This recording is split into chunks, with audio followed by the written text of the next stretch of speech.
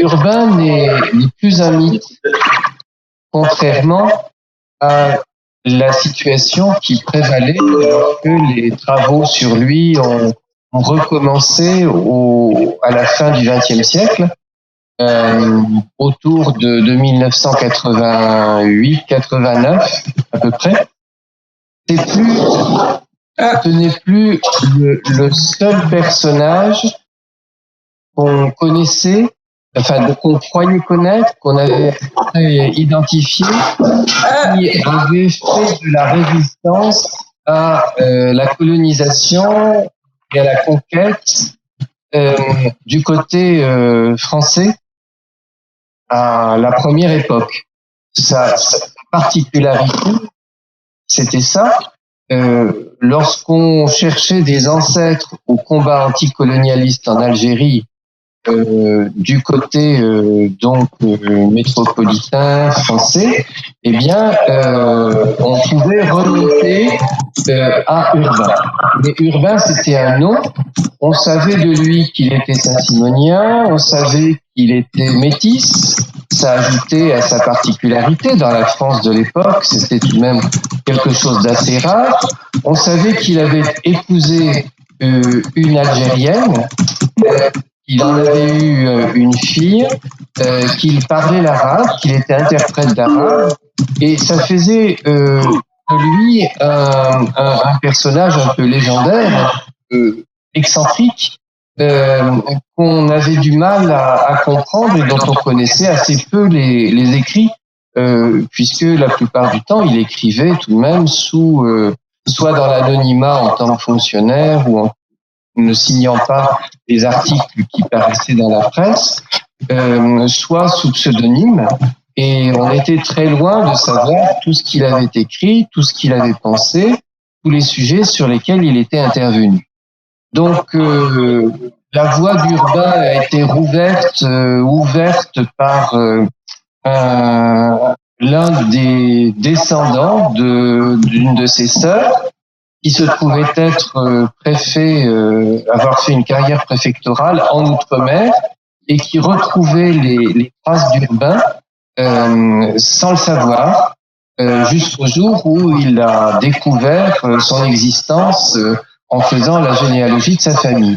Cet homme cet historien, Michel Levallois, a accumulé sur Urbain une somme d'informations considérables, publié deux très gros livres, et le relais à ce moment-là a été pris par Naïma et Roland, qui ont voulu à leur tour gravir le monument et se construire une autre image d'Urbain, leur image d'Urbain, en particulier en réunissant l'expérience algérienne d'Urbain à son expérience égyptienne. Puisqu'on avait travaillé, on avait découpé le personnage en morceaux, on avait travaillé, alors c'était mon cas, sur sa partie égyptienne, sur sa vie égyptienne, sa conversion, son apprentissage de l'arabe, et de la culture musulmane. Et puis Michel Levallois avait lui travaillé sur la période beaucoup plus longue de l'Algérie. Voilà. Et donc Roland et Naïma ressoudent les deux parties et profitent donc de l'essuyage de plâtre auquel nous nous sommes livrés, Michel et moi, pour repasser le personnage en revue et en présenter une image complète, leur image à partir de leur propre connaissance, de leur propre sensibilité. Et c'est donc tout l'intérêt des deux gros livres qu'ils ont publiés chez Goethe et dont nous disposons maintenant pour approcher le personnage. Voilà. C'est donc maintenant un personnage qui est bien connu, mais pour autant, une fois que le personnage est connu, il reste à l'interpréter, à le discuter, à le partager. Et ces deux livres ont très probablement y aidé beaucoup dans les années qui sont à venir. Voilà. Donc, Naïma, je crois que c'est toi qui a prévu d'intervenir la première. Hein? Tout à fait, oui. Voilà, donc écoute, peut-être on peut laisser la place à Mira. Ah, pardon, bien sûr. Non, de toute façon, je ne serai pas longue, mais je voudrais remercier tous les participants. Et comme on le disait tout à l'heure, c'est vrai que on n'est pas peut-être tous pas habitués à ce mode non présentiel, parce que ceux qui ont identifié les présentations des auteurs Goettner dans les années auparavant, donc savent qu'il y avait toujours un esprit de convivialité. Et je pense qu'on va. Je pense qu'on va continuer peut-être de l'avoir par écran interposé. Juste pour dire que donc moi j'ai reçu le projet de ces deux ouvrages autour de la personnalité d'Ismaël Urbain avec beaucoup d'engagement, parce que en fait ça a tombé totalement dans la problématique qui concerne nos éditions, qui est une problématique d'écriture historique dans les études orientales, puisque comme je pense que la plupart des personnes le savent, donc la maison d'édition est une maison d'édition initialement orientaliste. On a fait un peu glisser le thème sémantique vers les études orientales, et qu'en fait Ismaël Urbain en fait avait dans sa période égyptienne et sa période algérienne et doublement les études orientales. Il faut savoir que Roland était donc déjà auteur d'un ouvrage sur le ciel des Arabes chez Goettner, et il vient de commettre, je vais faire quand même un petit peu de pub, un ouvrage sur de l'arabe dans le français décoincé. Voilà, je montre l'ouvrage, et donc qui vient de paraître il n'y a pas longtemps. Donc ça, c'est l'ouvrage sur le ciel des Arabes. Donc, qui s'inscrit aussi dans les problématiques de Goettner, de l'archéologie à la musicologie, en passant par l'étude des textes, l'étude des religions, etc. Et effectivement, depuis quelques années aussi, on a édité quelques ouvrages autour de personnalités, de figures, qui symbolisent d'une certaine manière des tournants, des catalyseurs de compréhension, et qui, par leurs écrits, par leurs pensées, reflètent aussi une écriture de l'histoire, là en l'occurrence sur le problème du colonialisme ou de la conquête ou du colonialisme. C'est vrai qu'Ismaël Urbain on a choisi éditorialement est vraiment symbolique. Donc éditorialement, on a choisi de faire donc l'ouvrage en 2 volumes. Si ça apparaît, oui, voilà. Parce qu'en fait, Urbain devient saint-simonien en 1832 et puis il part pour l'Orient en 1833. Et cette période de coopération volontaire en Orient va montrer deux Orients. Le premier volume est un volume plutôt, disons, d'un voyage initiatique en ce qui concerne l'Égypte, donc cette connaissance de l'arabe, de l'islam, comme vous disiez, Philippe Régnier. Et puis, il va y avoir un petit intermède parisien, il va repartir en Égypte, puis un retour en 36. Et puis, le deuxième volume va plutôt comprendre toute la partie avec l'Algérie, avec tous les débats que ça va occasionner autour donc de la conquête ou de la colonisation.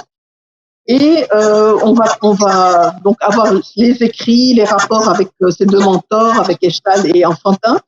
Et donc autant le premier voyage est sous le signe du rêve et de l'art, le second est beaucoup plus sous le signe administratif et politique. Voilà, pas très long. C'est un travail qui doit être salué. J'espère que le travail éditorial est à la hauteur du travail de contenu qui a été mis en avant. Et je vais laisser la parole donc à Naïm. Donc, vous nous avez bien éclairé les conditions dans lesquelles vous avez accueilli Urbain dans votre catalogue. c'était pas évident du tout l'accueil d'Urbain, un personnage inconnu, enfin un militant inconnu de la cause arabophile à une époque où les choses ne sont pas claires du tout et dans une période, un contexte qui intéresse aujourd'hui beaucoup moins l'opinion, le public, que la récente guerre d'Algérie, alors même que les racines du conflit, tous les problèmes viennent de ces origines-là. Hein, et donc le comprendre et resituer ça dans le contexte de l'orientalisme, comme disait Edouard Saïd, c'est très important, ça permet de prendre le recul nécessaire, d'autant que le personnage d'Urbain, comme Naïma et Roland vont le montrer ce soir, d'autant que le personnage d'Urbain permet de vivre tous les problèmes à travers sa biographie, son action. Hein. C'est un peu un cas d'école, et donc on peut écouter Naïma et Roland en projetant ce qu'ils disent sur toute la suite, hein, jusqu'à nos jours. Hein. Voilà. Naïma, donc, nous t'écoutons si tu es prête. Merci Philippe, merci tout le monde. Bon, mon intervention, je l'ai intitulée Ismaïl Urbain, un être de l'entre-deux. Et merci de rappeler que les questions sont posées naguère sont encore actuelles. Et donc je vais très loin dans le temps. Quelques semaines avant l'expédition d'Alger de juin 1830 qui aboutit à la prise de la ville le 5 juillet, les Français y faisaient distribuer un manifeste qui commence ainsi. Nous, les Français, vos amis, partons pour Alger. Nous allons en chasser les Turcs, vos tyrans, qui vous persécutent, qui vous volent tous vos biens et les produits de vos terres, et qui ne cessent de menacer vos vies. Nous ne conquérons pas la ville pour en demeurer les maîtres, nous vous le jurons par notre sang. Soyez unis à nous, soyez dignes de notre protection, et vous régnerez comme autrefois dans votre pays, maître indépendant de votre sol natal. Alger est sous blocus français depuis 1827. Un prétexte est avancé, le fameux coup d'éventail. On oublie que la France a refusé de payer aux Algériens ses dettes pour les blés fournis à l'armée de l'Orient en 1798, comme on oublie que le débarquement à Sidi Ferruch pour les Français du corps expéditionnaire du général de Bourmont et la prise d'Alger suivent les plans établis par le colonel de génie Vincent-Yves Boutin, envoyé entre 1806 et 1807 comme agent secret de Napoléon, qui voyait la Méditerranée comme un lac français et dont la mission était d'examiner la place et ses environs pour un débarquement. Dès lors se met en place un système de domination, de refoulement et d'oppression des populations algériennes, couronné après 50 ans de guerre pudiquement qualifiée de campagne de pacification par le Code de l'indigénat promulgué le 28 juin 1881. Au moment même où s'inscrit au frontispice de tous les bâtiments publics la devise « Liberté, égalité, fraternité ».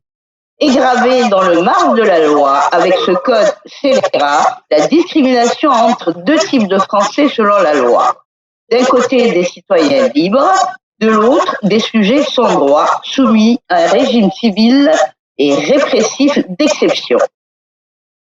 On ne peut occulter 132 ans d'occupation et de colonisation de peuplement européen, de mise à l'écart d'un peuple et de sa négation dans l'histoire, par la seule mention de quelques événements, comme les massacres du 8 mai 45, du 17 octobre 61 à Paris, ou ceux de la période 1954-1962, que l'État français a mis du temps à nommer guerre d'Algérie et que les Algériens nomment révolution algérienne.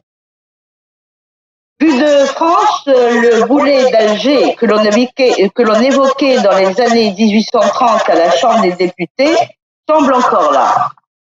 Vu d'Alger, le boulet de la France l'est aussi. Pour saisir l'ampleur de cette tragédie de l'histoire, nous avons choisi d'emprunter dans l'Orient d'Ismaël Urbain, d'Égypte en Algérie, les pas des Saint-Simoniens. Au moment où les tendances impériales de la France se manifestent en Méditerranée, ces derniers vivent à contre-courant en 33-36 dans l'Égypte de Mohamed Ali, ce qu'on appellerait aujourd'hui une expérience de coopération technique. Prosper Enfantin, personnage central de ce courant de pensée original, adresse en mars 37 au roi Louis-Philippe une lettre bilan de cette période égyptienne en ces termes. Le passé ne fournissait qu'un mode d'expansion, la guerre. Nous sommes plus heureux et sans conquête, sans colonie, nous pouvons mêler le sang des peuples.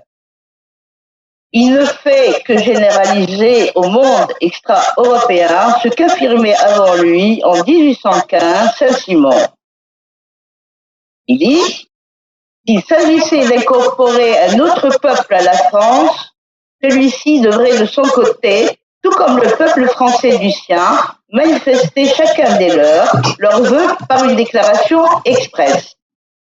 Or, malgré cela, ce courant finit par accepter la conquête de l'Algérie comme un fait accompli qu'il souhaite être le dernier. Ce sont les raisons de cette acceptation bien à contre-cœur qui constituent le questionnement de notre ouvrage dans le jaillissement d'idées du saint-simonisme, dans l'effervescence intellectuelle et politique des années 1830. Nous nous immergeons dans cette période à travers le personnage complexe d'Ismaël Urbain, dont l'histoire personnelle est en résonance avec l'histoire en marche. Nous abordons dans notre ouvrage des questions d'importance, au carrefour desquelles se trouve Urbain. Esclavage, colonisation, rapport entre Orient et Occident, islam et christianisme. Question qu'il affronte comme saint-simonien dans l'idée de l'unification de la famille humaine, ce qui nous permet de nous placer dans un univers à hauteur d'homme, hors des études historiques désincarnées. Pratiquement 2 siècles après la prise d'Alger et 60 ans après l'indépendance, nous sommes toujours confrontés à ces questions sous des formes contemporaines. Assimilation, intégration, fanatisme, place de l'islam dans la République, question d'Orient, Empire ottoman, aujourd'hui, sous sanction Erdogan, etc. Outre les ouvrages, les articles et la correspondance d'Urbain, notamment avec son père et ses amis saint-simoniens, nous avons utilisé d'autres sources de contemporains, mémoires d'administrateurs, d'officiers et de simples soldats, sans oublier les auteurs algériens, ce qui nous a permis de croiser chaque fois que nous avons pu les regards sur cette conquête. Notre ouvrage se présente en 2 tomes. Le premier part du contexte de la naissance d'Urbain, passe par le voyage en Orient et se termine sur l'intermède parisien de 1836-1837. Le second est consacré entièrement à l'Algérie. Né à Cayenne dans la nuit du 31 décembre 1812, sa mère est esclave émancipée, son père armateur de la Ciotat, installé en Guyane. 10 ans avant sa venue au monde, les lois raciales d'abord abolies par la Convention en 1794 sont rétablies par Bonaparte en 1802 et même aggravées. Dans un contexte trouble de guerre avec l'Angleterre, le Portugal, l'Espagne et les États-Unis pour le contrôle de la région Caraïbe. Ces lois l'enferment dans le statut d'enfant naturel. En l'absence de toute reconnaissance paternelle, il reçoit pour tout viatique patronymique 3 prénoms. Celui de sa mère Apolline, celui de son père Urbain et Thomas. Il a 8 ans quand son père quitte définitivement Cayenne, l'emmenant avec lui. Il l'installe dans une pension à Marseille avec l'interdiction absolue de le mentionner son père. En 1830, Marseille est aux premières loges de la conquête de l'Algérie.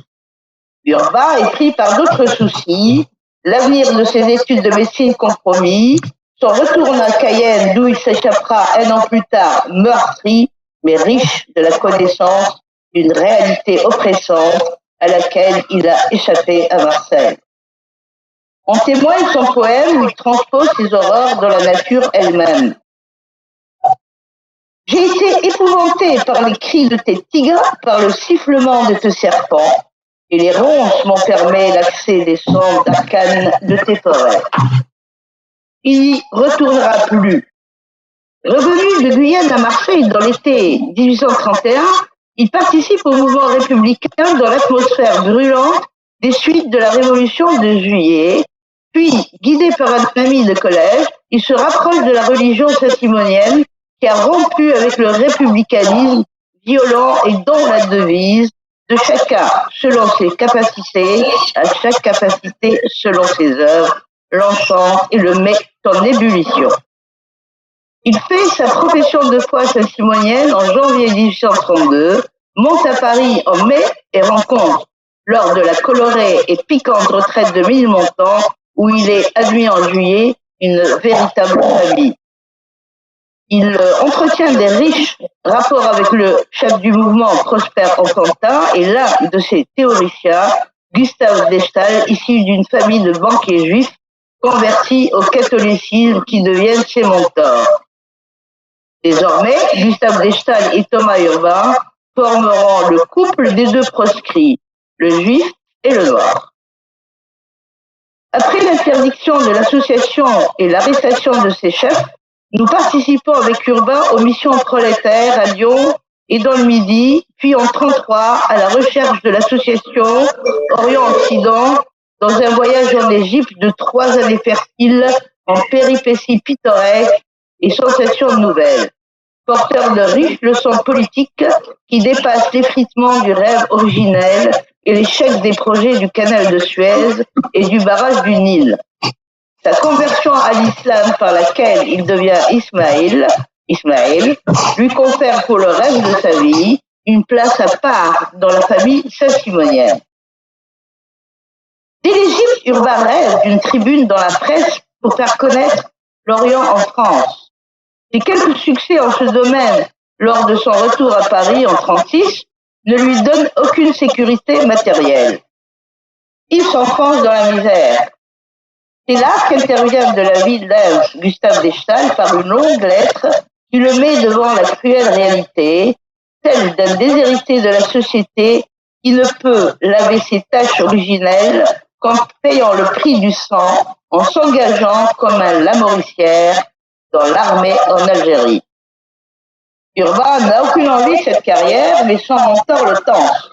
En Orient, vous répareriez les torts de la naissance en vous faisant mamelouk d'un homme. En Occident, il faut vous faire mamelouk de l'État. L'Algérie ne compte pas alors parmi les préoccupations d'Enfantin et ses disciples, même si elle tient une grande place dans la vie politique française depuis le blocus d'Alger. Tout au plus n'y voit-il qu'un nouveau théâtre d'apostolat saint-simonien. Urbain débarque à Alger en avril 1937, au moment de la signature du traité de la Tafna entre Abdelkader et Bugeaud. Il découvre une ville défigurée par les nouveaux maîtres et pèse déjà contre Alger, qui n'a plus rien d'oriental. Ses 2 premiers articles, publiés par le journal Le Temps, donnent le ton critique de ses observations sur la colonisation en marche. Ses amis lui conseillent de nuancer ses propos. L'un d'eux lui écrit « Je ne m'étonne pas que tu te trouves désorienté dans ton Orient, puisque les aimables Français sont passés par là. Il est probable qu'à la fin du compte, nous aurons ce que nous méritons, c'est-à-dire qu'Abdelkader nous mettra dedans, ou plutôt dehors. » Urbain n'est pas dupe de la réalité, mais emporté par son romantisme, il s'imagine pouvoir concilier les deux camps ennemis, français et algériens. Il en parle au général Bugeaud, dont il est le secrétaire civil à Oran. Ce dernier le traite de tête à illusion. En 1938, il est nommé à Constantine, à peine conquise, où à part la garnison, les Européens ne sont pas admis. Il entre alors vraiment dans la société algérienne, assume les tâches d'administration des dites affaires indigènes, porte le costume arabe, se mêle comme musulman à la vie quotidienne et épouse devant le Qadi une femme du pays, Jaymouna, dont il aura une fille, Baya. Il caracole alors dans l'Est comme au centre, aux côtés des généraux de la conquête, jusqu'à assister aux côtés du duc d'Aumale à la prise de la Smala d'Abdelkader, épisode qui lui laisse un sentiment amer. C'était un grand spectacle de tristesse que ce champ de bataille, encombré de femmes suppliantes, d'enfants effrayés, de cadavres, de fuyards, de troupeaux. J'ai bien vu là que la guerre n'est qu'un jeu, d'autant plus horrible qu'il est sanglant et aveugle.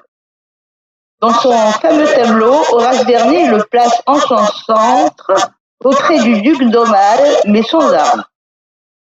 J'ai voulu, confiera le peintre à Gustave Deshtal, dans tout cela, qu'il y eut un homme utile. Quelques années plus tard, Urbain est au ministère de la Guerre. Il y restera jusqu'en 1861, date à laquelle, remarqué par Napoléon III, il est nommé au conseil du gouvernement d'Alger. Je laisse Roland aborder son parcours sous l'Empire. Alors, parti d'une relégation, Urbain devient poète, écrivain, journaliste. On dirait aujourd'hui lanceur d'alerte. Il est écouté des généraux, parle à l'oreille des princes. Urbain est sans contexte une figure originale du saint-simonisme, mais aussi du personnel militaire et politico-administratif français. En 1870, il est dénoncé publiquement comme ennemi de la France parce que arabophile. Menacé dans sa vie par les colons, il se réfugie en métropole où il continue ses activités d'éditorialiste. En 82, il retourne en Algérie pour y mourir, selon ses propres mots, tranquillement et dans la dignité. En 83, un an avant sa disparition, il livre dans le journal des débats une observation prémonitoire. Chez les Européens, on déteste les Espagnols, là, les Italiens. Ceux-ci n'ont pas craint de se mettre à la remorque de certains Germains et ont créé le parti des anti-juifs. On compte pour rien les musulmans qui s'éloignent de nous de plus en plus et attendent avec la résignation du fatalisme l'heure de la vengeance. Et pour finir, je vous livre l'appréciation que fait de lui Gustave Deshtal sur le plan intellectuel et politique, naturellement marqué par le langage de l'époque. Vous êtes dans l'histoire du monde le premier représentant hors ligne de cette race nouvelle, née de la rencontre des races blanches et noires, destinée à exercer dans l'avenir une si profonde influence sur les destinées de l'humanité. Je ne connais avant vous que deux hommes de même origine, à deux degrés différents, qui est acquis dans le monde une grande notoriété quant à présent supérieure à la vôtre, mais qui en réalité ont déployé des facultés bien moins assises et ont eu un rôle bien moins élevé. C'est Pouchkine et Alexandre Dumas le père. Ils n'avaient point une personnalité comparable à la vôtre.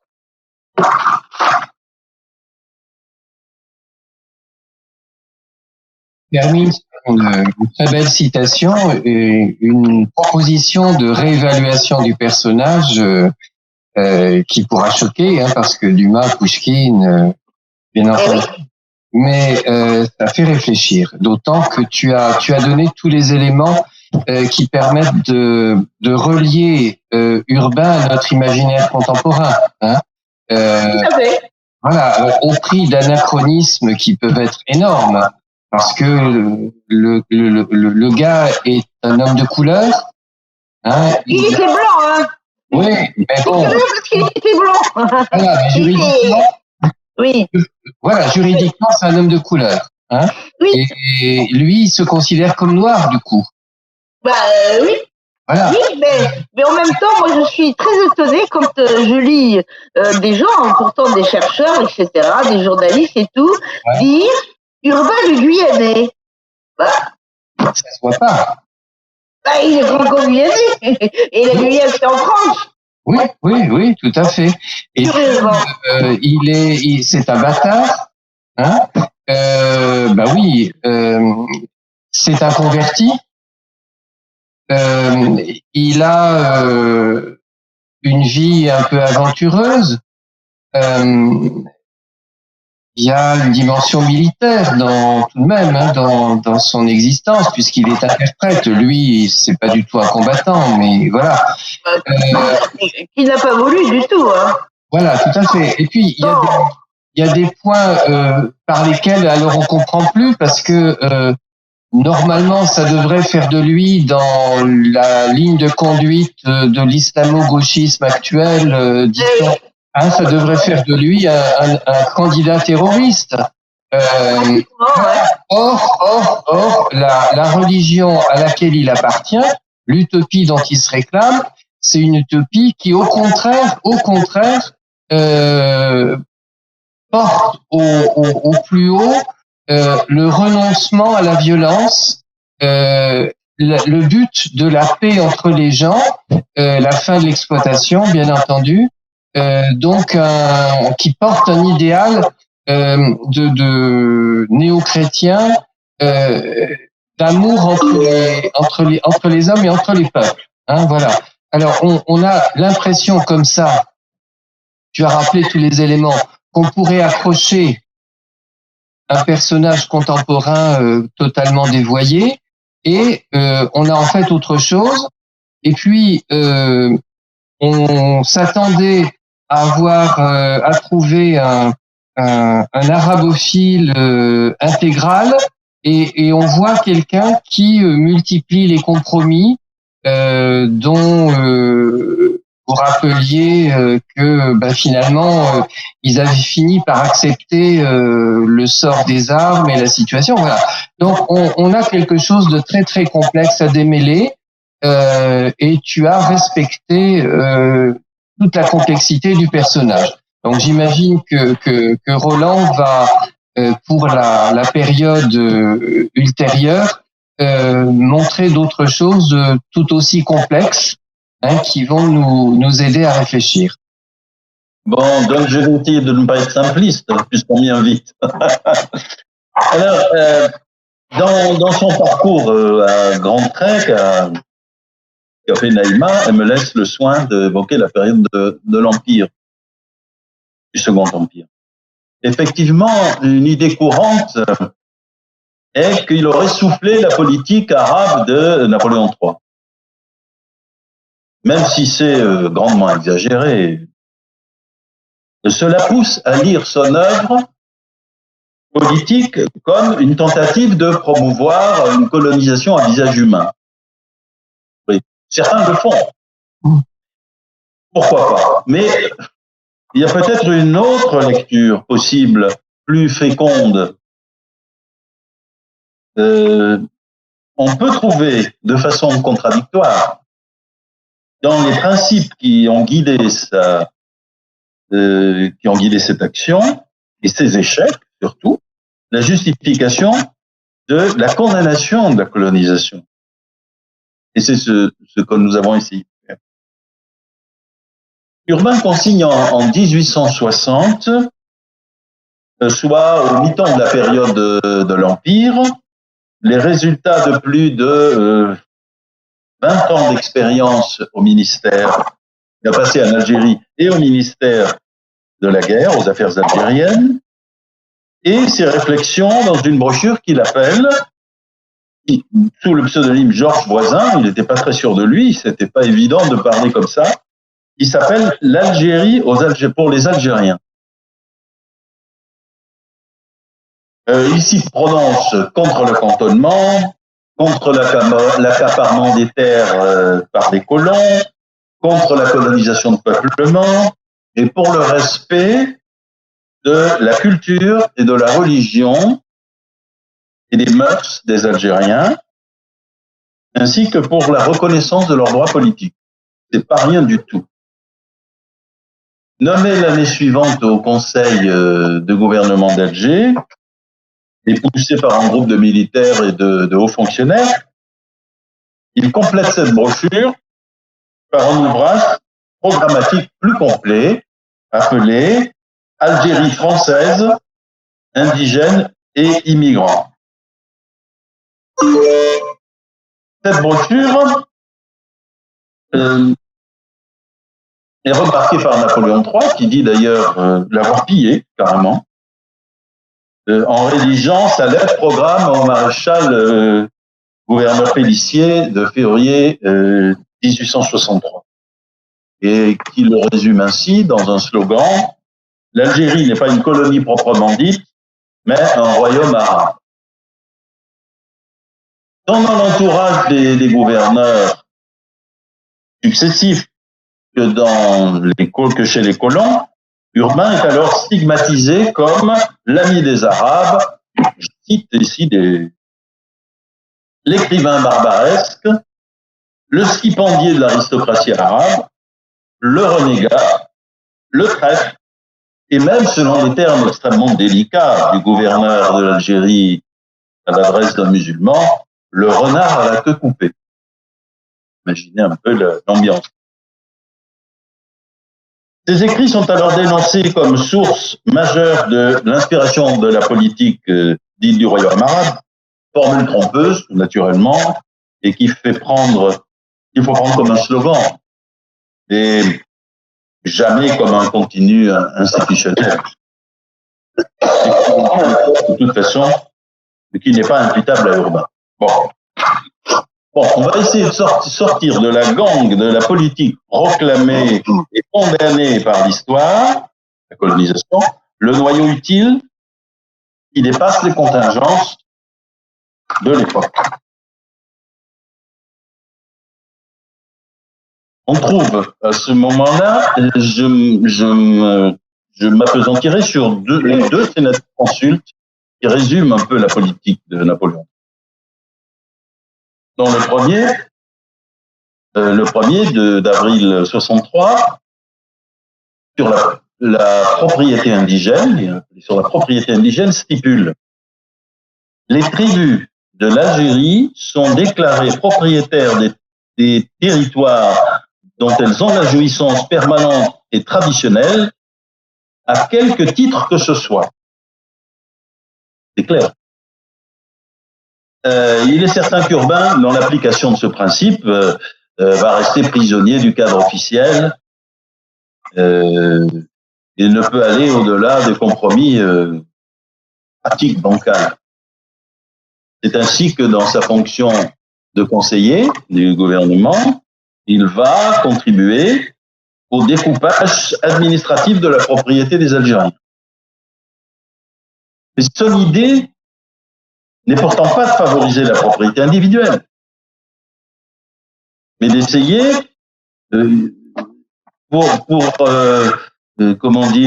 achever par l'aliénation juridique le processus d'expropriation entrepris, mais de préserver au maximum la propriété collective des tribus. Et d'ailleurs, s'il commet une erreur en s'imaginant que c'est possible, ses adversaires ne s'y trompent pas. On l'accuse de défendre la propriété commune dénoncée comme féodalité arabe. Et on se déchaîne contre lui. Pourtant, voici le jugement sur l'application du Senatus Consul qui porte avant même la fin de l'Empire et qui va à l'encontre des idées de ceux qui lui imputent sa paternité. Je cite, et c'est dans une lettre à Léon Hugonnet, qui est le fils d'un de ses amis: les mesures qui ont été exécutées comme le Senatus Consul sur la propriété arabe l'ont été dans le but plus ou moins clairement avoué de satisfaire les colons et de tout faire tourner à leur avantage. La question reste donc entière. c'est difficile d'avoir un jugement plus net. Et d'ailleurs, même ce senatus consulte, jugé ainsi par Urbain, sera aboli en 1873 par Auguste Varnier, présenté à tort comme Saint-Simonien, et qui a été à la tête de la cabale contre Urbain dans les années 60. En supprimant toute limitation à la propriété individuelle, la République, la Troisième République triomphante, va s'empresser de mettre en place l'instrument rêvé de spoliation des terres algériennes par les colons européens, ouvrant ainsi les vannes à la vague de colonisation des années 70-80, qui a été la véritable vague de colonisation de l'Algérie.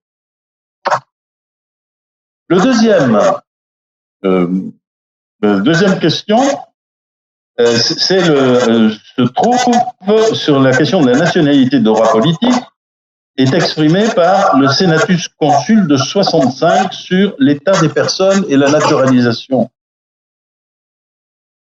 Alors, ici, l'accusation n'est pas simplement le fait des colonistes d'hier, colons, qui reprochaient à Urbain de vouloir offenser leur dignité en concédant des droits aux Algériens, prétendument prisonniers par nature, et donc pour toujours de la féodalité, de l'obscurantisme religieux, etc., etc. On a l'impression que le discours est moderne. Elle est aussi celle de contemporains, comme Marc Weitzman,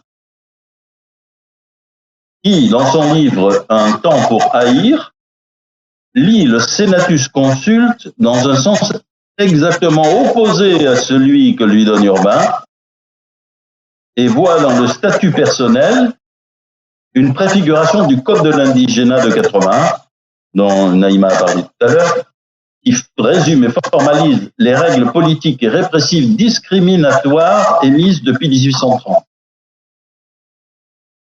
Certes, Urbain est heureux de la qualité de français qu'il préconise soit reconnue aux Algériens. Mais cela n'est que l'application du droit international à l'époque. Consulté au tout dernier moment de l'élaboration de ce texte au Sénat en juillet, sur son insistance et sans le moindre effet, il pèse contre le peu de droits politiques accordés à cette occasion. Il aurait souhaité en effet que les Algériens puissent au moins voter dans les élections locales, comme cela se faisait par exemple au Sénégal ou dans les comptoirs de l'Inde, qui bénéficiaient des droits politiques, où les autochtones bénéficiaient des droits politiques tout en conservant leur statut personnel. Ce qui n'a pas été fait en Algérie. Je rappelle simplement, et on le sait très peu, que ces droits personnels ont été reconnus en Algérie par la Constitution de la 4e République, finalement, et qu'elle a été reprise par la Constitution de la 5e, qui est toujours en vigueur.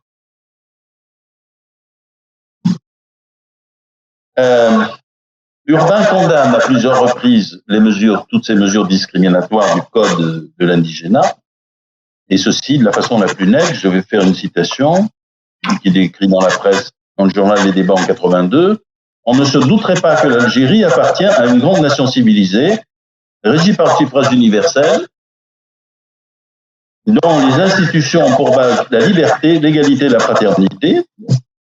Nous en sommes encore à la République des Grecs, où il y avait des citoyens dotés de tous les droits et des esclaves, des îlots, comptés pour rien dans le règlement de la chose publique. Je n'ai pas besoin de faire beaucoup de commentaires. Alors, si on veut tirer des enseignements d'Urbain pour aujourd'hui, je distinguerai deux aspects. Le premier concerne les pays soumis à la conquête coloniale. On aurait pu penser de bonne foi que les idées de réforme et de modernisation qu'Urbain a lancées auraient pu donner, si elles avaient été appliquées, une couleur saillante à la colonisation et lui donner des rubans de couleur rose. La réalité est qu'hormis quelques points mineurs, toutes ont été refusées. Et cela montre que toutes ces concessions, n'est-ce pas, étaient impossibles dans le cadre de la colonisation. Il faudra attendre 1958 pour qu'en catastrophe et devant le danger d'indépendance, le gouvernement de Gaulle se mette à donner le bénéfice de ces mesures, donner le suffrage universel, faire le plan de Constantine, et prévoir la médecine pour tous et l'école, qui se retrouvait à l'époque dans le même état d'alphabétisation qu'en 1830, qui prouve des grands progrès accomplis. Et naturellement, selon la vision française, nos ancêtres les Gaulois. L'échec même d'Urbain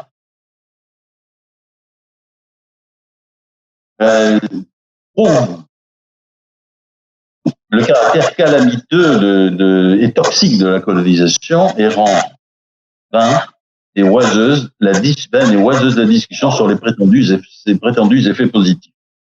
Pour paraphraser Aimé Césaire, ici, dans son discours sur la colonisation de 1850, je dirais, c'est dans la mise en contact entre les peuples, laquelle peut emprunter diverses voies, il faut voir les bienfaits possibles, et non dans la colonisation, qui est la pire de ces voies, avec ses effets déplorables dans les pays colonisés et ses conséquences nocives dans les pays colonisateurs eux-mêmes.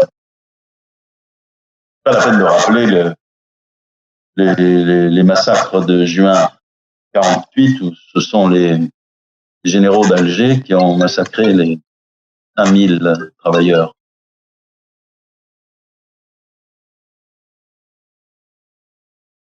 L'autre question concerne l'islam.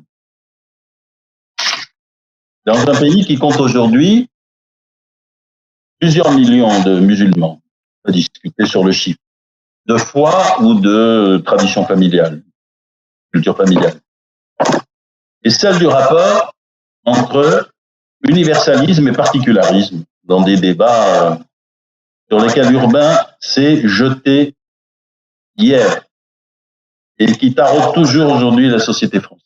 Voilà ce qu'il disait par exemple en 1947. Il faut renoncer à proclamer que les armes et la guerre peuvent seuls dompter les musulmans et que leur foi les condamne à l'immobilité et à la décrépitude. Ce qui était annoncé hier, qui est toujours annoncé aujourd'hui. Jusqu'à son dernier souffle, il s'insurge contre l'idée que l'islam ne serait pas réformable. C'est ainsi qu'il intervient en 1883 dans la polémique entre Ernest Renan et Jamal el-Din al-Abrani, où il reproche au premier sa dépréciation de la religion et de la civilisation islamique et son verdict d'irréformabilité de l'islam. Il est clair dans l'ambiance présente, nous prétend établir dans d'importants secteurs du monde politique, universitaire et médiatique une incompatibilité entre islam et république. Les écrits d'Urbain, qui se gardent bien de confondre islam comme religion, civilisation et société, sont d'une brûlante actualité. L'autre question est celle, comme on l'a dit, du rapport à l'universel, qui est aujourd'hui une question à fleur de peau dans la société française. Pour Urbain, l'association des différents peuples dans la grande famille humaine, non seulement à l'échelle internationale, mais à plus forte raison dans le cadre de la République française, ne peut signifier la suppression de toute personnalité propre de ses composantes. Voici ce qu'il proclame dans sa brochure sur l'Algérie pour les Algériens. Il ne s'agit pas d'une espèce de lit de Procuste sur lequel on coucherait successivement les nations afin d'arriver à une uniformité générale pour toutes avec la même religion, les mêmes lois, les mêmes mœurs, les mêmes habitudes. On y érige communément un mur, enfin dans la société aujourd'hui, dans la philosophie commune, on érige un mur entre universalisme, d'ailleurs largement narcissique et exclusiviste, et là je deviens polémique parce qu'on est en plein sujet cette semaine. Vous avez vu la bronca des directeurs d'université, par exemple. Et l'on voit, selon la terminologie en vogue aujourd'hui, du communautarisme, voire du séparatisme, dans toute revendication de reconnaissance de la moindre particularité culturelle.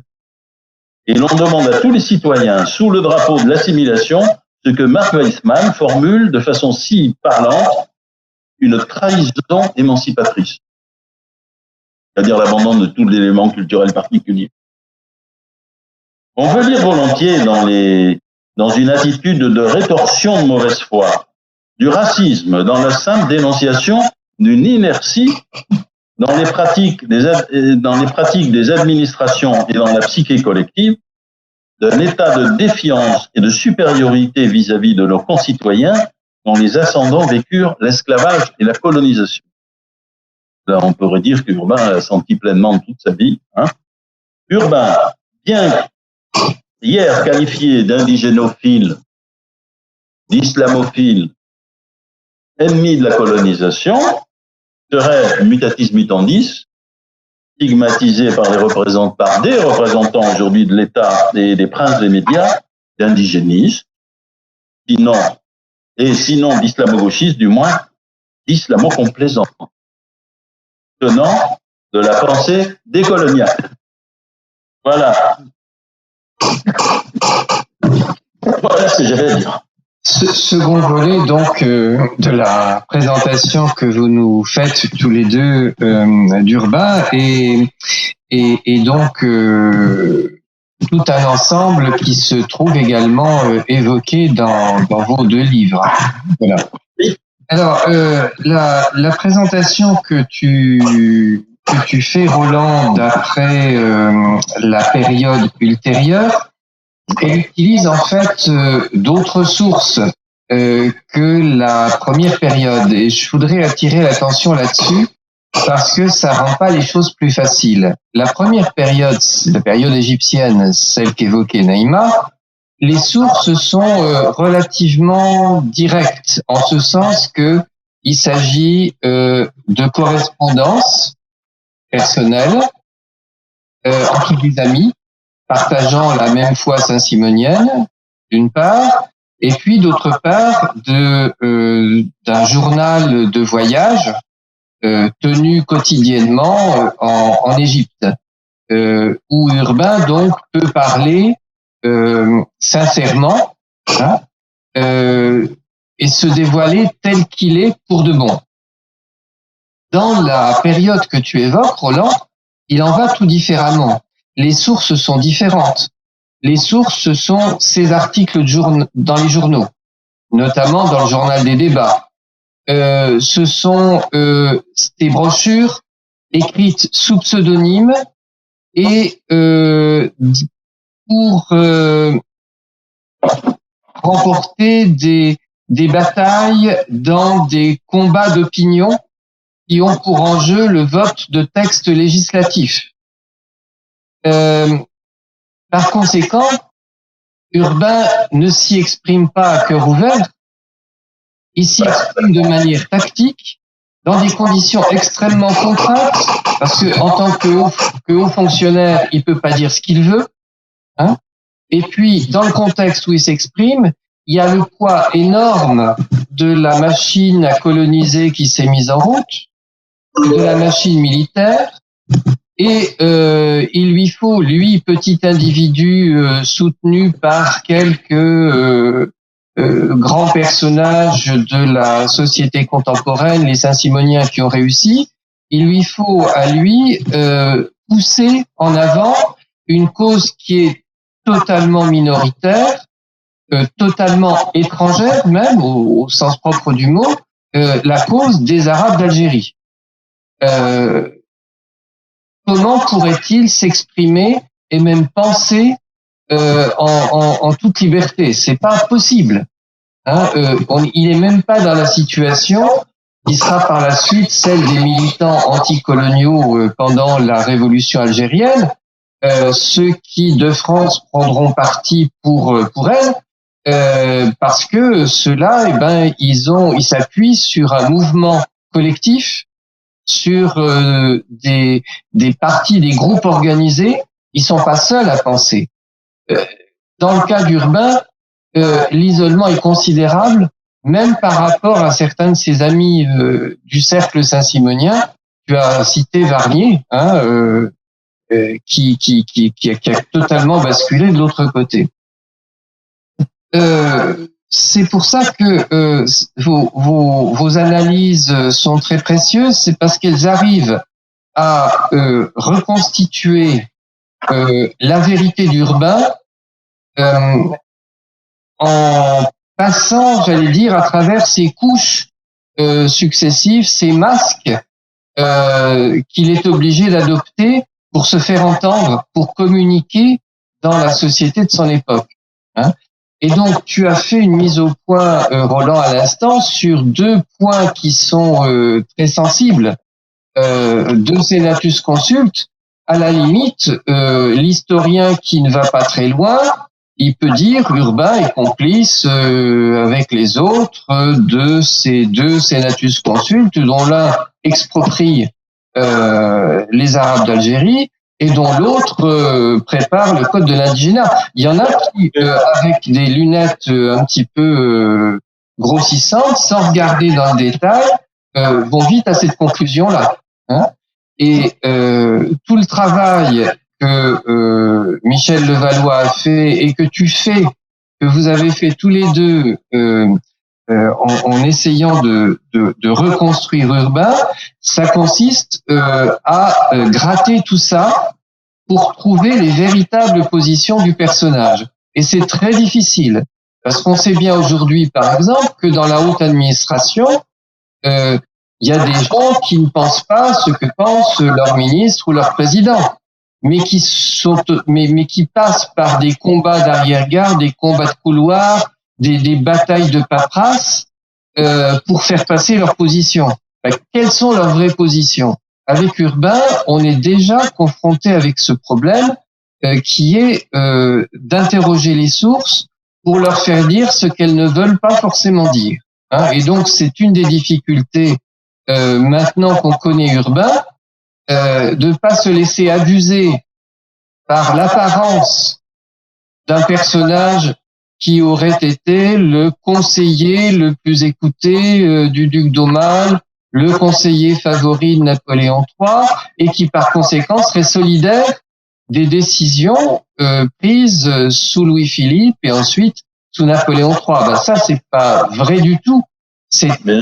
Voilà, donc c'est un des intérêts du travail que vous avez fait tous les deux en repassant derrière le premier énorme dégrossissement procuré par Michel Levallois, c'est de regarder finement les contradictions, les embûches, les tactiques fines et de restituer une dynamique personnelle de résistance. Et puis bon, il y a certainement aussi des choses qui ne sont pas admirables chez Urbain. Hein. C'est évident hein, que vous savez aussi bien que moi. Il se trompe, quelquefois il subit, et puis il est très content de sa carrière de haut fonctionnaire. Hein, lui qui est parti d'une situation qu'évoquait Naïma, où il était rien, moins que rien, comme dit l'autre, pour devenir tout de même un des personnages les plus écoutés dans la politique algérienne. C'est tout ça que je dis pour nos amis qui nous écoutent, pour qu'ils puissent apprécier complètement le boulot que vous avez fait en reprenant les sources, en les relisant, en les interprétant à partir d'un point de vue critique d'aujourd'hui. Voilà ce que je voulais dire avant qu'on ne commence tous à discuter. Et donc c'est d'autant plus méritoire à Goettner d'avoir accueilli un livre qui est difficile, parce que bon, à la limite, on peut écrire rapidement sur n'importe quoi, de totalement anachronique. Et le cas de ce qu'a fait Mark Weitzman, qui s'est complètement fourvoyé sur le personnage, montre bien que c'est très très vite fait de déraper et de finalement d'aboutir au contraire exact de ce qui est la vérité historique. Donc il faut un boulot sérieux. Et maintenant, on est dans une phase où il suffit plus de se laisser fasciner par ce personnage de métis guyanais, homme de couleur, converti, qui réclame le droit pour les musulmans d'être citoyens français, qui chante la beauté de la femme noire, enfin, etc. Il faut creuser, regarder de très très près, et c'est moyennant quoi le personnage est d'une richesse tout à fait exceptionnelle. Ce que vous montrez tous les deux nous parle par tous les événements d'aujourd'hui. Voilà. J'ai une question très simple. Est-ce qu'il y a un lien entre le deuxième Senatus Consulte sur ce que je vais appeler la citoyenneté et le décret Crémieux?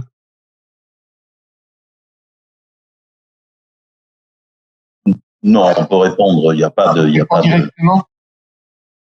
Le décret Crémieux, qu'est-ce qu'il fait? Le décret Crémieux, il donne automatiquement, sans consultation, la naturalisation des Juifs algériens en leur supprimant le statut personnel.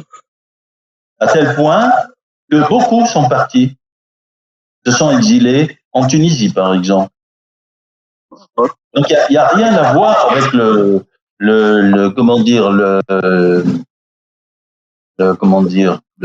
n'y a rien à voir avec la question de la nationalité. La nationalité laissait le choix aux autochtones, qu'ils soient juifs ou musulmans, de demander la naturalisation française, la nationalité française, en abandonnant leur statut personnel. Là, de Crémieux tranche pour les juifs, on supprime le statut personnel et ils deviennent français. Voilà, c'est tout. Donc, il n'y a pas de lien, il n'y a pas de... alors, qu'est-ce qui s'est passé là-dessus? Urbain, il n'a pas manifesté d'opposition simplement à ça, sauf que il regrette que les musulmans soient mis dans une situation à part. On ait fait une différence entre les juifs et les musulmans, comme il l'avait déjà fait à Oran lorsqu'il est arrivé. Et il dénonce les attitudes anti-juives qu'il y a, par exemple, au conseil général de Constantine, où il y a des plaintes parce qu'il y a des juifs qui sont représentés. Le parti anti-juif dont il parle, c'est pas rien du tout en Algérie. Vous savez que Drummond, il a commencé là-bas à Alger. Donc c'est un peu après la période où travail urbain. Et c'est l'antisémitisme, la vague antisémite en France a vraiment commencé à Alger. C'est une dimension très importante du problème. Si tu permets, Roland, que j'essaie de mettre un peu en perspective. Urbain est l'ami intime et réciproquement de Gustave d'Estaing, juif ashkénaze d'origine bavaroise, converti au catholicisme et avant élève d'Auguste Comte. C'est un grand intellectuel, Gustave d'Estaing, et c'est le premier qui, dans le mouvement saint-simonien, en tant que juif, et parce qu'il a subi comme tel des avanies, se met à réfléchir sur sa différence et à la cultiver et à la revendiquer. C'est essentiel parce que on est dans une époque où, dans le milieu libéral et républicain, domine l'universalisme des droits de l'homme, de la Déclaration des droits de l'homme. Or, eux, ils mettent le doigt sur une aporie.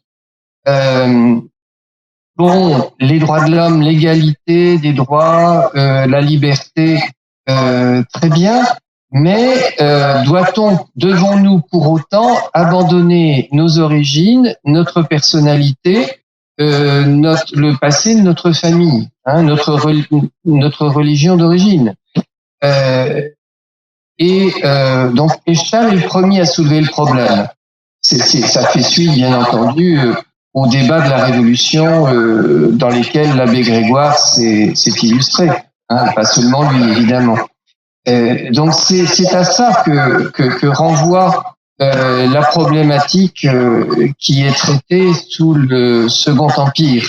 Il y a tout ce contexte-là derrière, et Urbain se trouve dans ce débat l'un des rares porteurs de la revendication du droit à être soi-même, à conserver sa personnalité, je dirais, ethnico-religieuse, son histoire, voilà, de pas gaulois, de non gaulois. Excuse-moi, Dechtal, il se met là sous l'aile de Salvador, dire un grand quand même intellectuel, qui a écrit en 1822 Moïse, et puis qui a réitéré en 1837 en revendiquant une personnalité juive en étant assimilée. Tout à fait. Pour ces gens, c'est pas contradictoire. Non. Non. Mais merci, hein, merci de tes... On est d'accord. On est d'accord. Bon, il y a une autre question peut-être? Alors, autre question.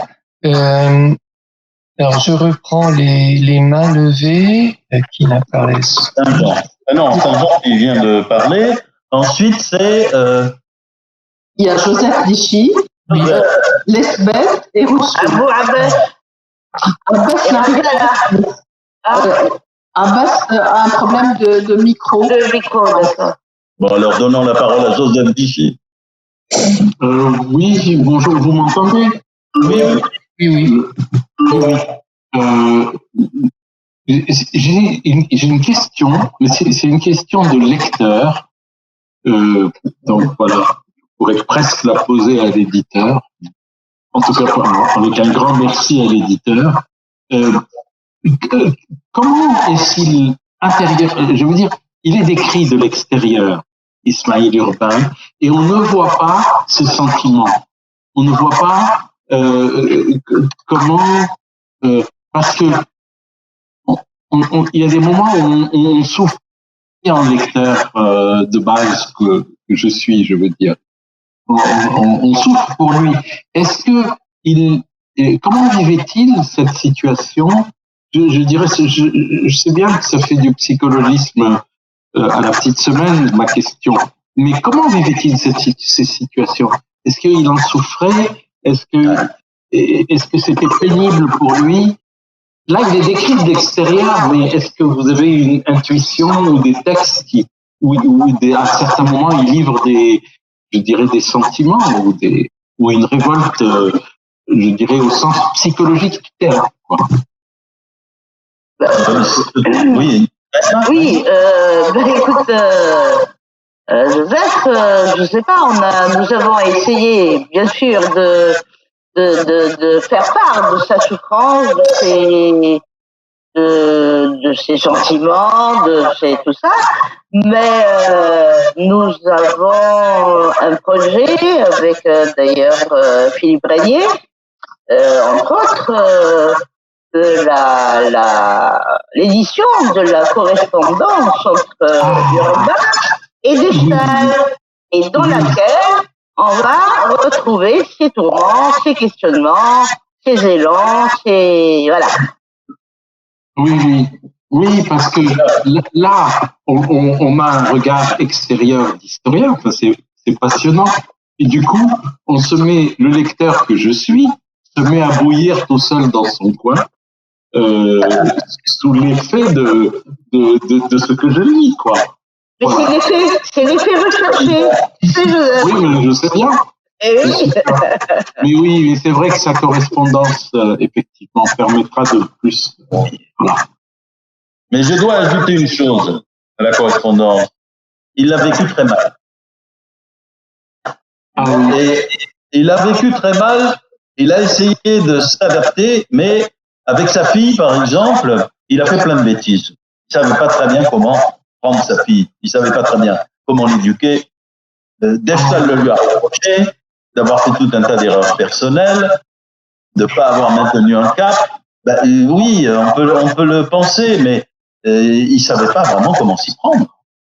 Ça a été très difficile pour lui d'être en même musulman, français, d'être métis, comment faire avec tout ça. Il a essayé de se débrouiller, quoi, on pourrait dire.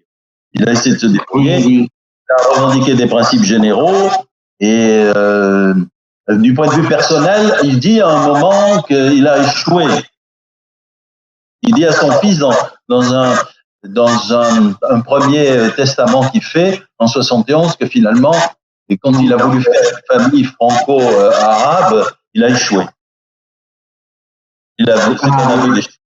Voilà. Tout ça, on pourra le développer. Oui, c'est ça. Oui, mais c'était tellement. Il est extrêmement difficile pour quelqu'un comme Urbain, que ce soit avant ou aujourd'hui, de vivre tellement de facettes de sa personnalité. Lui, il voulait la vivre dès le départ. Mais petit à petit, on a renié. Et tout cela, pas en Égypte, par exemple, mais en Algérie. Ça a été l'enfer pour lui. Oui. Et oui. Bon, sa fille était très malheureuse elle-même, mais elle était rejetée par le parti catholique, comme on dit, hein, parce qu'on l'a traitée de bâtarde aussi, parce que ses parents n'étaient pas mariés, parce que sa mère, son père était musulman, parce que ceci, parce que cela. Et oui, elle a dû fuir l'Algérie pour venir s'installer en France, parce qu'elle pouvait ni vivre avec les musulmans, ni vivre avec les Européens. Oui, c'est ça. C'est ça. On pourrait faire un super beau film. Eh bien, il a été. Bon, moi, Urbain a commencé par un projet de film, hein. Bon, qui n'a pas trouvé son bonheur, mais il a été fait un film. C'est une fiction qui s'appelle L'Algérie des chimères, et je ne me rappelle plus l'Algérie des chimères. Et comme une fiction, on prend énormément de liberté avec la réalité historique. C'est dommage. Oui. Voilà, c'est dommage. La question que vous avez posée, monsieur, et votre idée de film, c'est excellent parce qu'il y a tous les éléments, les matériaux dont Roland et Naïma se sont servis, donnent tous les éléments d'un film. C'est-à-dire que on a, grâce à eux, un récit qui devient cohérent, vrai, sur la vie du personnage. Mais lorsqu'on lit les sources elles-mêmes, c'est-à-dire les correspondances, les articles, le journal de voyage, des récits intimes, on a le point de vue d'Urbain aussi, et on a le point de vue intime. Donc, on peut aussi faire le récit en caméra à travers ses yeux. Hein. Voilà. Mais Philippe, je voudrais ajouter quelque chose puisque j'ai eu le projet de faire un film, donc j'ai proposé. Tu es au courant, Philippe. Un producteur s'est intéressé et puis la télé ne veut pas d'un certain traitement. Voilà. C'est-à-dire donner les sentiments d'Urbain, donner la vérité et ses sentiments, parce que c'est ça, un film. Eh bien, la télé ne veut pas de ça, parce que les téléspectateurs n'ont pas le droit de comprendre, de savoir. Donc, on mâche, on raconte ceci, on raconte cela. Et tout. Oui. Je voudrais ajouter compléter ce que, pour répondre à Joseph d'ici, reprendre ce que disait Philippe, il y a eu effectivement toute une période, la période publique, bon, où il parle contraint, Urbain. Même dans la presse. Même dans la presse. Imaginez qu'après 82, il écrit dans la presse, bon, la presse, c'est la presse conservatrice, le journal des débats, hein, ou le journal de Pereire. Et il se fixe comme but ultra minimaliste. Le suivant, qu'il exprime à plusieurs reprises, je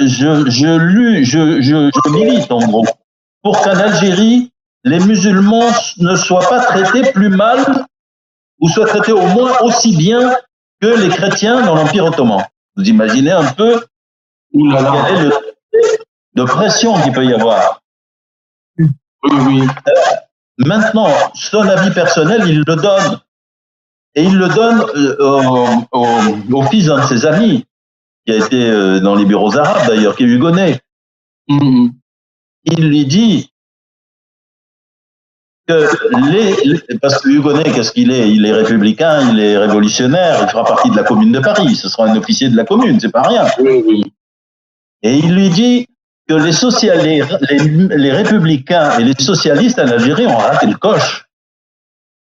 Ça, c'est Urbain qui dit ça. Ça, c'est son point de vue, vraiment. Il parle presque de façon privée. Et cette lettre, elle a été publiée dans le journal de Clémenceau ensuite. D'accord. Là, on touche à une vérité, là. Oui. C'est pas l'homme de la monarchie, pas l'homme de l'Empire, etc. C'est l'homme d'une idée. Il défend une idée, il l'aurait fait avec le diable s'il faut. Oui, de sa fidélité à lui-même, quoi. Voilà. Il disait d'ailleurs tout à l'heure. Et d'ailleurs, chaque fois qu'il a voulu être lui-même, il s'est fait taper sur les doigts. Par exemple, en 48, il commence à avoir une sympathie pour les manifestations des communistes. C'est les manifestations en mai, qui parlent. Bon, la moitié des blanquistes, la moitié, c'est, je trouve plus le nom maintenant. C'est les communistes, la plupart des ouvriers parisiens. Tout le monde trouvera. Et Dechtal, lui répond vertement. Il dit à Dechtal, mais vous êtes avec les riches, en gros. Oui, c'est ça. Il peut pas. Il rompt avec, pour dire quelque chose d'intime, il perd sa capacité de parler publiquement. Ça arrive à beaucoup de gens, hein, qui cachent leur conviction intime et qui finalement s'adaptent. Voilà. Oui, bonjour, vous m'entendez? Oui, très bien. Je tiens déjà à saluer l'ensemble de l'auditoire au sein duquel j'ai beaucoup d'amis et de bonnes connaissances. En préambule également, me permettre de M. Régnier pour l'hommage à Michel Levallois, que j'ai eu moi aussi la chance et l'honneur de croiser dans les dernières années de sa vie. Et je crois qu'un de ses derniers travaux a été publié dans l'encyclopédie française que j'ai l'honneur de. Voilà, une pensée pour Michel que nous avons toujours au cœur. Deux questions, si je n'abuse pas de votre temps, deux questions et une réflexion. La première question concerne ce qu'a dit Naïma, que je salue au passage, sur les contributions d'Urbain sur les destructions du vieil Alger. Je crois qu'il y a eu des textes que j'ignorais jusqu'à présent, mais je n'ai pas encore votre livre entre les mains, donc je vais le faire très, très prochainement. Donc, si vous pouvez me donner les pistes, les références bibliographiques sur les textes d'Urbain qui protestaient contre les destructions, et en particulier les mosquées, c'est une chose qui est connue, les 3 premières décennies de la présence française en Algérie ont été une abomination absolue de destruction, d'utilisation profane des mosquées et également de récupération par les cathédrales. Donc, ça c'est ma première question. La deuxième question est peut-être plus délicate concernant la Mauricière. D'abord, confirmation s'il vous plaît que la Mauricière était bien un Saint-Simonien. Et si oui, comment peut-on expliquer qu'il ait fait partie des généraux français les plus sanguinaires? Et je crois même que Charles-André Julien, dans son histoire de l'Algérie contemporaine, de l'Algérie, a dit que la Mauricière était à ses yeux le plus sanguinaire, donc qui a été à l'origine des razzias, enfin, la pratique systématique en tout cas des razzias. Et juste relance, je termine juste par une réflexion. Par le fait que l'existence même de personnalités comme celle d'Urbain dément totalement tout un pan de l'argumentation des partisans aujourd'hui de la réhabilitation du colonialisme. Avec cet angle particulier de dire qu'il y a eu des gens lucides. Et, contrairement à l'idée émise très régulièrement en disant oui, finalement, c'est pas si grave que ça, puisque tout le monde était raciste, tout le monde était colonialiste. Non, ce n'est pas vrai. Il y a eu dans toutes les générations des esprits lucides, des gens qui n'étaient pas forcément anticolonialistes au sens actuel du terme, qui ne dénonçaient pas la présence en tant que telle des troupes coloniales, mais qui dénonçaient les exactions, les tortures, etc., etc. Et tout au long de l'histoire de la colonisation française, jusqu'à la fin, il y a eu, vous avez parlé, M. Raquinet, des opposants pendant la guerre d'Algérie, mais c'était vrai pendant toute la période, avant 1914. Regardez la grande loi de Jaurès, ce n'était pas le cas de tous les socialistes, entre parenthèses, et dans l'entre-deux-guerres, regardez les protestations humanistes qui venaient pas toutes de la gauche d'ailleurs. Je pense à Mitterrand, par exemple. Je pense à Gide, je pense, par contre, à gauche, à Romain Rolland, à Henri Barbus. Donc, le fait de dire que tout le monde était colonialiste, d'une certaine façon, absout aujourd'hui le bilan du colonialisme. Et je pense que c'est une raison supplémentaire non pas de réhabiliter, mais de mettre en lumière Ismaël Urbain. Merci. Bon, entièrement d'accord là-dessus. C'est exactement un peu le sens de notre travail, de dire on ne peut pas dire à l'époque que c'était l'esprit commun. Non, il y a des gens qui se sont battus. Avec les arguments d'aujourd'hui, donc c'est même pas. Alors prenons la Mauricière. On ne peut pas dire que la Mauricière était vraiment Saint-Simonien, c'est par abus. La Mauricière, c'était un copain de classe de prépa, on pourrait dire, de Destal. Alors, il lisait le Globe et il donnait des informations au journal Saint-Simonien, le Globe, mais dans sa correspondance, il dit « Je ne suis pas d'accord, je ne pense pas à la paix. Et la civilisation, elle se reportera au bout du sabre. » Donc, c'est pas Saint-Simonien. Et un de ses amis, ça sera comment s'appelle ce Yvan va nous le dire là, qui est là, qui est mort à Bougie, qui est mort comme capitaine. Je me rappelle plus son nom maintenant. Il est Bigot, voilà.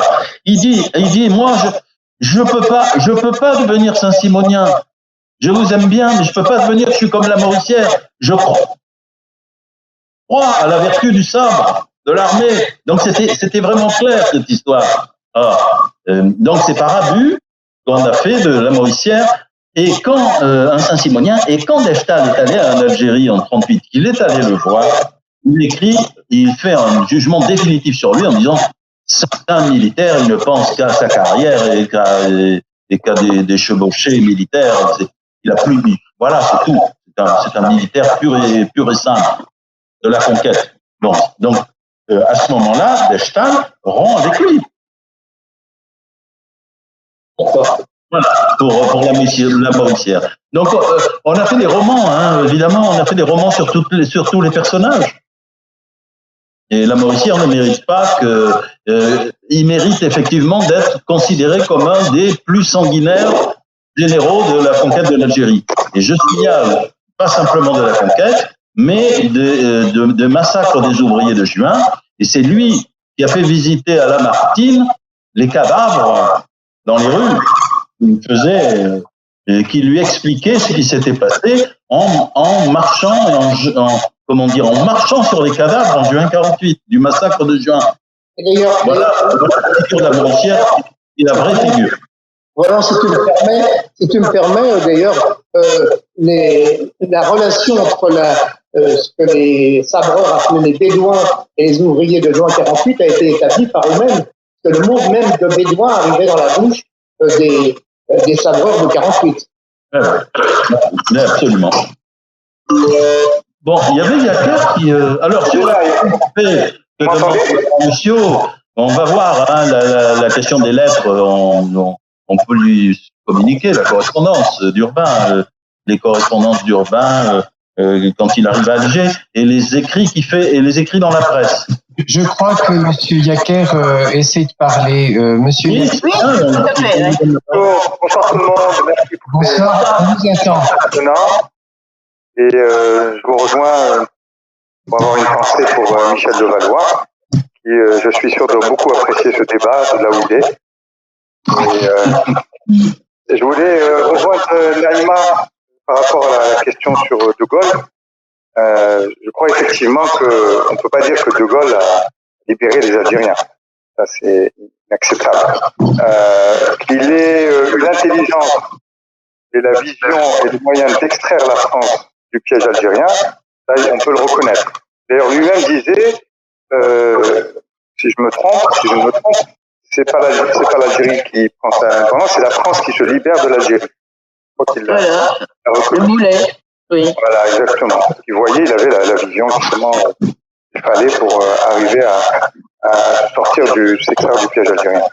Sinon, je ne peux pas comparer non plus Ismaël Urbain avec De Gaulle. On n'est pas dans la même situation, même si on était à la même époque.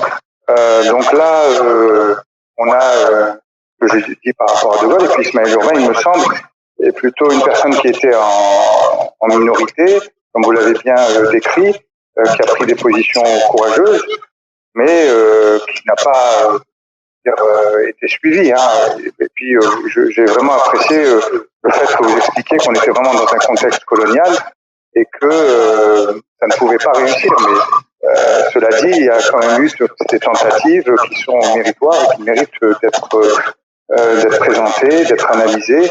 Et c'est là tout le mérite que vous avez. Donc, voilà par rapport à la comparaison. Moi, j'aurais une question sur est-ce que Ismaël Urbain, quel était son avis sur le dilemme entre naturalisation et statut personnel? Est-ce que ça pouvait se régler d'après lui et de quelle manière?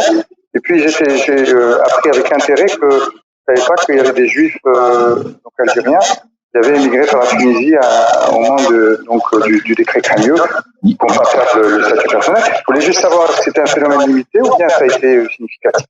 Pas seulement en Tunisie, mais ils sont partis au Maroc, ils sont partis en Turquie, en Syrie et dans tous les pays musulmans, enfin de l'Empire ottoman.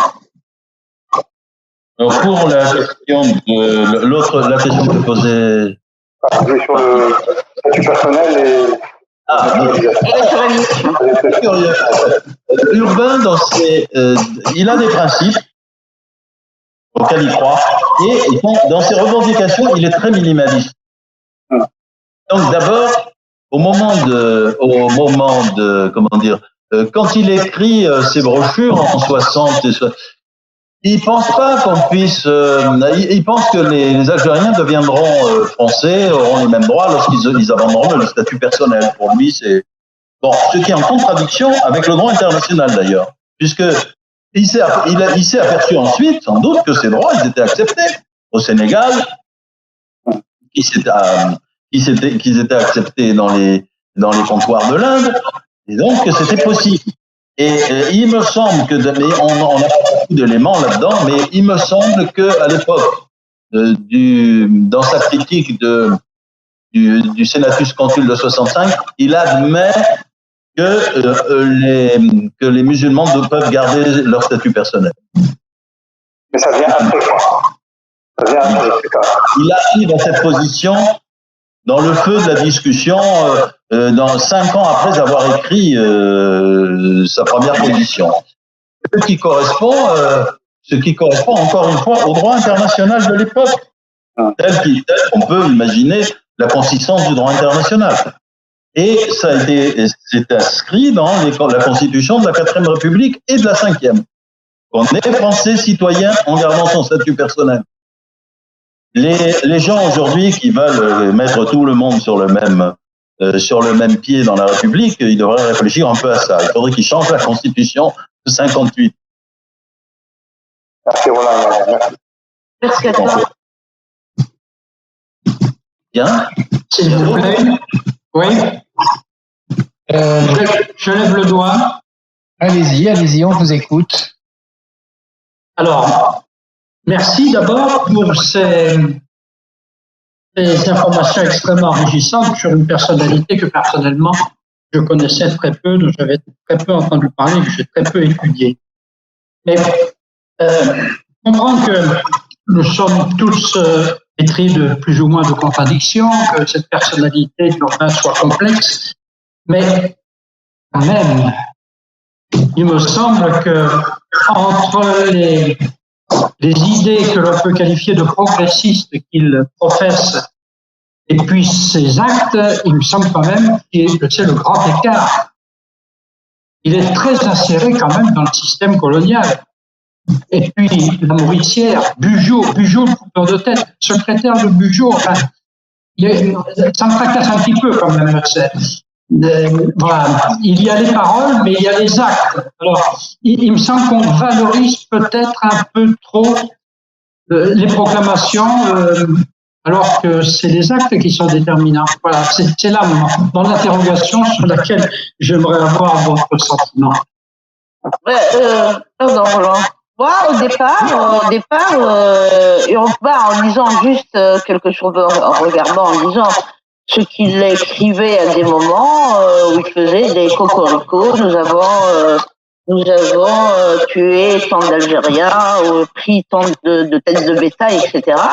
Mais et puis je me suis mise à le connaître autrement, et on ne peut pas encore une fois oublier le fait qu'il soit un déshérité de la société, pas de famille, donc pas de fortune, pas ceci, pas cela.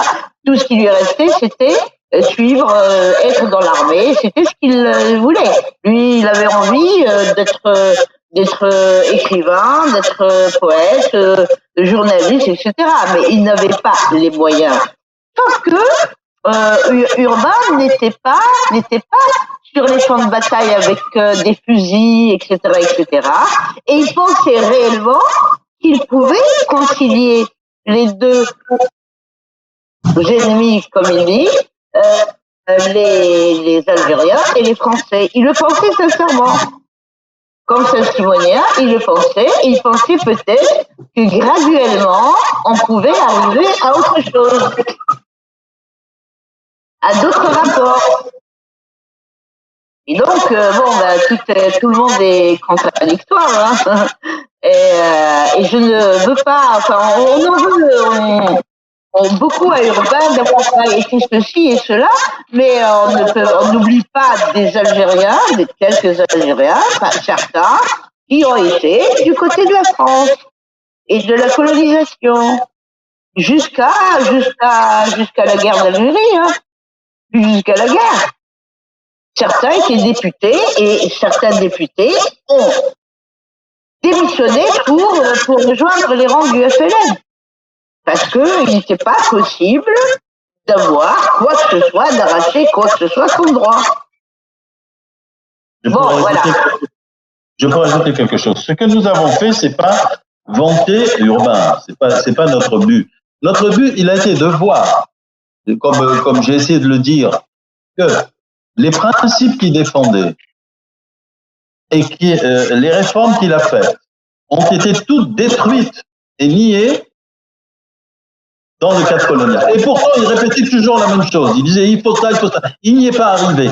C'est-à-dire que le simple fait qu'il n'y arrive pas est une leçon. C'est que le cadre colonial empêchait la marche, comment dire, une entente entre les peuples. C'est ça la grande leçon. Elle est négative, si on veut. Si on dit simplement, on prend la Mauricière, oh, ils ont sabré, ils ont massacré. C'est vrai. Et alors, on crie en disant c'était pas bien. Mais quand on prend quelqu'un qui voulait faire quelque chose et qui n'a jamais pu le faire dans le cadre colonial, et quand même, ces positions de principe deviennent lumineuses. Elles n'ont été possibles qu'avec l'indépendance. C'est ça le sens de notre travail, hein. Et le sens du travail aussi qu'a fait Michel avant nous, bien entendu. Donc c'est Urbain, pour nous, il est le témoin d'une affirmation négative. Ses faiblesses, confirment les principes qu'il voulait défendre. Donc c'est un peu plus compliqué que de dire il y a les principes et il y a la réalité où il s'est aplati. Et évidemment, il a souvent aplati devant les faits, mais il a gardé sa conviction tout le temps, depuis le début jusqu'à la fin. Ça, c'est original. Alors, ne pensez-vous pas quand même que, pour une part, il se donnait bonne conscience? Oh. Et puis, alors, bien sûr, là, en matière d'introspection, c'est compliqué, mais... Oui, il en était malheureux. C'est clair. C'est clair.